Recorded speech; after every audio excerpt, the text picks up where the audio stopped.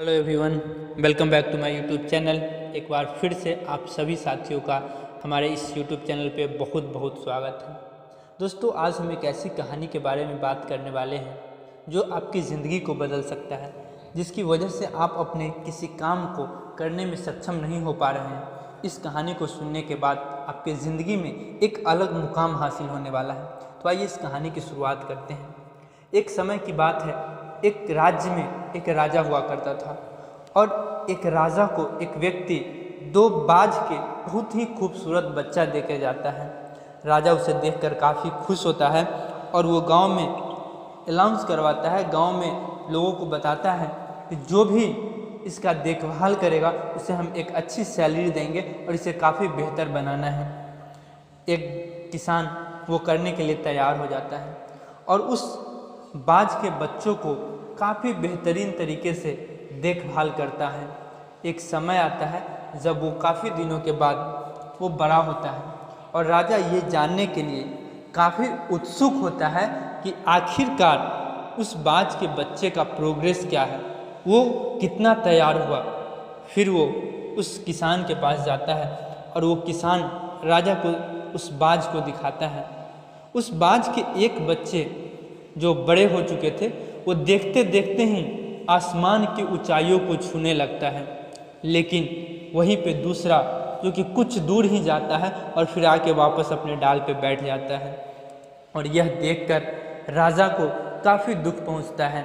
वो इससे खुश नहीं होता कि एक उड़ रहा है, वो इसलिए दुखी हो जाता है कि आखिर दूसरा क्यों नहीं उड़ा। क्योंकि राजा का कहना था, राजा का मानना था कि दोनों का परवरिश एक जगहों पे हुआ है। वो दोनों को उड़ता हुआ देखना चाहता था, दोनों को आसमान की ऊंचाइयों को छूते हुए देखना चाहता था। फिर उन्होंने अनाउंस करते हैं गांव में कि जो भी इस दूसरे बाज को भी उड़ाने में सक्षम हो जाए उसे एक बहुत अच्छी मुँह मांगा इनाम देंगे। बहुत सारे लोग इसकी कोशिश करते हैं लेकिन सारे लोग असफल हो जाते हैं। तभी एक किसान का लड़का आकर बोलता है कि राजा साहब, मुझे आज्ञा दीजिए, मैं उस बाज को उड़ाना चाहता हूँ।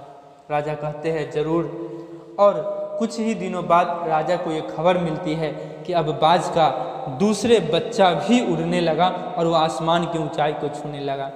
राजा साहब काफ़ी खुश होते हैं और ये जानने के लिए बेचैन हो जाते हैं कि ऐसा उसने क्या किया कि ये भी उड़ने लगा। तो राजा साहब उसे बुलाते हैं और पूछते हैं कि आपने क्या किया, जानना चाहते हैं। दोस्तों, उस किसान के बच्चे ने कहा, साहब मैं तो कुछ विशेष जानता नहीं हूँ, मैं तो एक किसान हूँ और मैंने उस डाल को काट डाले जिस पर कि वो आके बैठा करता था। दोस्तों, जिस डाल पे उसे बैठने की आदत हो गई थी वो थोड़ा दूर उड़ के जाता था और आके उसी डाल पे बैठ जाता था, लेकिन उस बच्चे ने, किसान के लड़के ने उस डाल को ही काट दिया। उसके बाद जब वो उड़ा उसे बैठने का कोई जगह नहीं था, फिर वो आसमान की ऊंचाइयों को छूने लगा। दोस्तों, आज कहीं ना कहीं हमारे ज़िंदगी में यही समस्याएं हैं कि हम किसी चीज़ के ऊपर अपने ज़िंदगी को आश्रित कर चुके हैं। हम अपने जॉब के ऊपर, हम अपने जो भी सपने हैं उसे एक चीज़ पर डिफाइन कर चुके हैं, उसके आगे हम अपने सोच को बंद कर चुके हैं।